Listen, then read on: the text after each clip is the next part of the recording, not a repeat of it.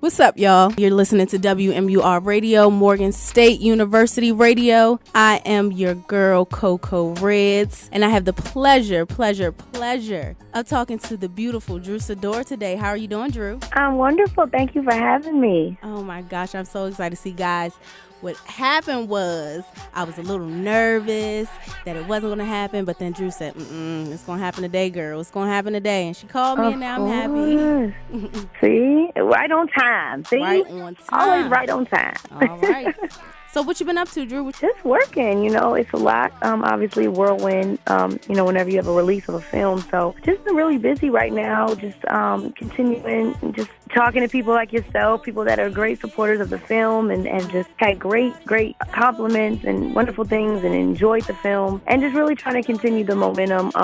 Obviously, I just had a kickoff for my foundation. I went back home to Chicago and did my kickoff for my Dreammakers Foundation on November 9th, which was very important to me because I am from Chicago and the violence is at an all-time high, and I felt like, obviously, with the success of the movie, it would be a great opportunity to also use my platform to give back, and that was really important to me. I've been recording. I'm signed to Slip and Slide, so I also have music getting ready to come out. Right. So I just finished up my single, and that's coming. Getting ready to work on a new project, reading scripts for upcoming projects, and just really trying to be very...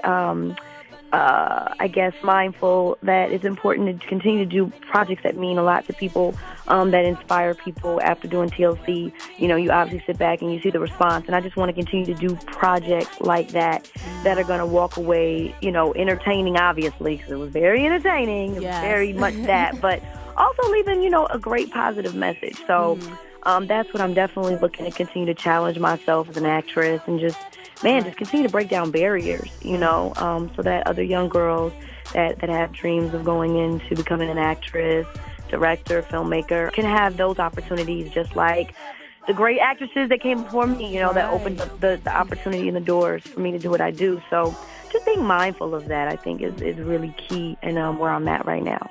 So in case you all didn't know, and which if you don't know, you might want to come out from that rock that you're under, Drew Sidora starred in the latest biopic of TLC. It's called Crazy Sexy Cool. She played Tion T-Boz Watkins. So tell us about that. Like, for one, the show averaged, or the movie averaged 4.5 million total views. That has got to be the greatest feeling that you played a role in that for VH1. Definitely. Obviously, just for me, it was more so playing someone that I was a huge fan of, since I was a little girl, and I was huge. And then also playing someone that was involved in a group that was the number one group of all time, that touched people around the world, inspired so many people. It was big shoes to fill. Like, to me, T-Boz was the coolest person ever. Like, growing up, she was just that cool chick. So to play somebody that you just definitely, looked up to and inspired me to even do what I'm doing today, it was kind of like, this is the opportunity and the role of a lifetime. And all I could think about was, I just got to kill it. I got to research. I got to work hard. I got to work out. I got to do a little bit more. When I'm tired, do a little bit more. Just make her happy and definitely make the fans happy. So it was probably my most challenging role, to be honest with you, my most challenging role that I've done in my whole career. And I heard that you two have so much in common. I heard you have so much in common. And I saw when you did an interview with Essence about how TLC was actually your favorite girl group. Like, when you got casted for this role, did you just feel like it was meant to be? Like, that's my whole thing. I feel like everything that happens is meant to be. And yeah. She's definitely. Like, yeah. That's what I've learned, that everybody has their own journey, and what's meant for you is meant for you. And when it's meant for you, nobody can take it away. Because Absolutely. When I got the audition, from my agent and my manager, I was actually not even in LA at the time.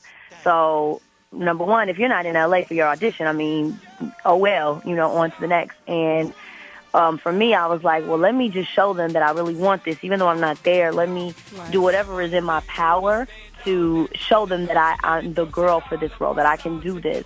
And that caused me to put myself on tape. And my mom actually was reading the other lines, put me on tape.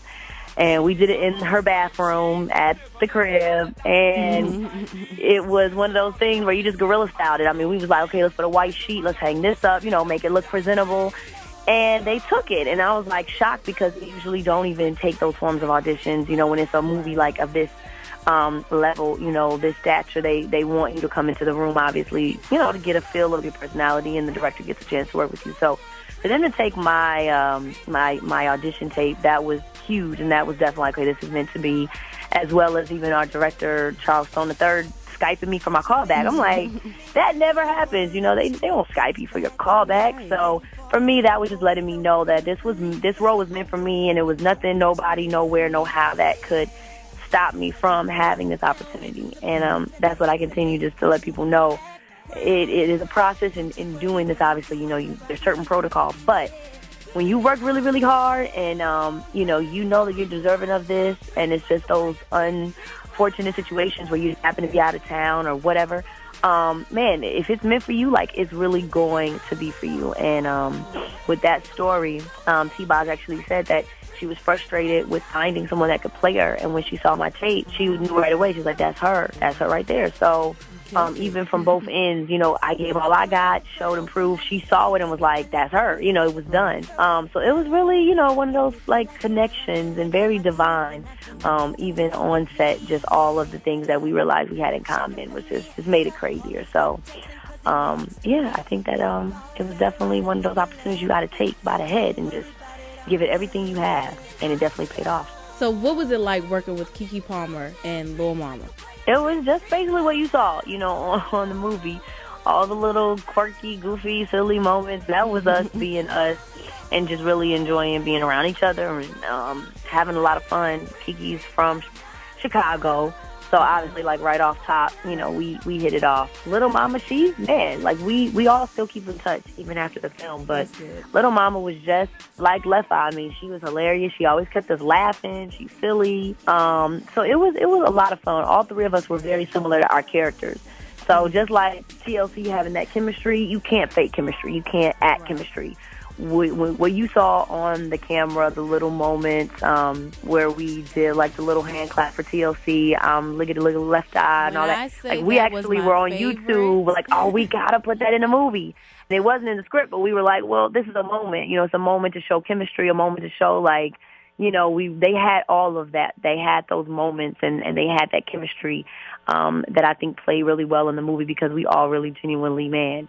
Lil Mama would cook us Sunday dinner. Keke would come over my place. I cook breakfast. Like, we really were like family. So that's really good. We did bond in that way. I'm glad that you guys did. A lot of stuff that y'all had in the movie, I was just like, it's so surprising that I remember this, like the whole lickety lickety and all that. Me and my aunt would sit, and when it would come on, we would do everything, and I was just like, I can't believe this is in here. And you guys look just like y'all had that down to a T. Thank you.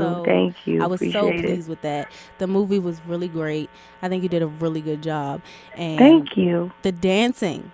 Let's get into this dancing, because they had the moves. Yes.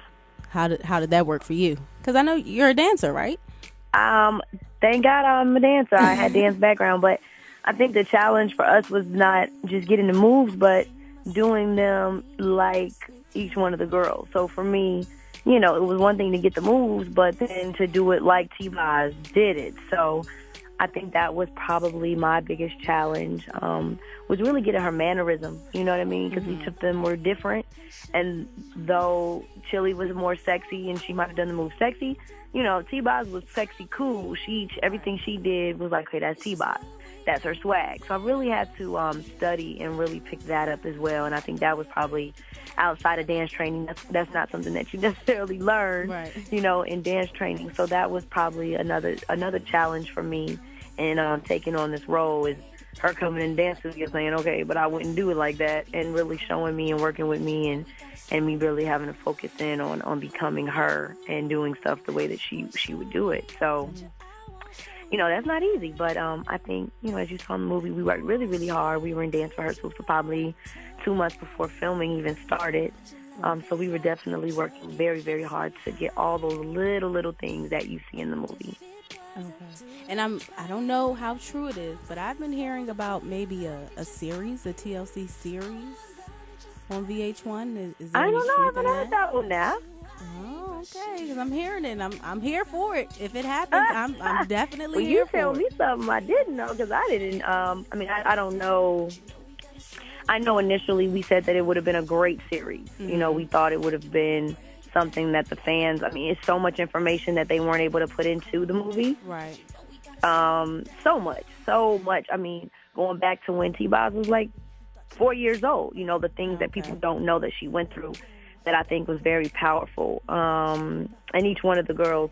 And then just showing each step along the way, you know, it was so much information you got to fit in 2 hours. But I think it could be a series. We did say that a lot. Wish it was a series. And, you know, obviously I don't know. But I have not heard that.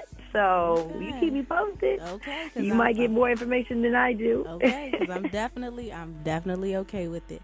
But playing this role and playing the role of a singer, does this make you like want to jump back into singing like now? I already have. No. Okay. Good, because I heard that because we were in Atlanta. I mean, obviously you got Dallas Austin coming on. Right. Set. You got Ellie Reed coming on set. You know, you got our choreographer Jamaica, who's, you know, Sierra's choreographer amongst a lot of other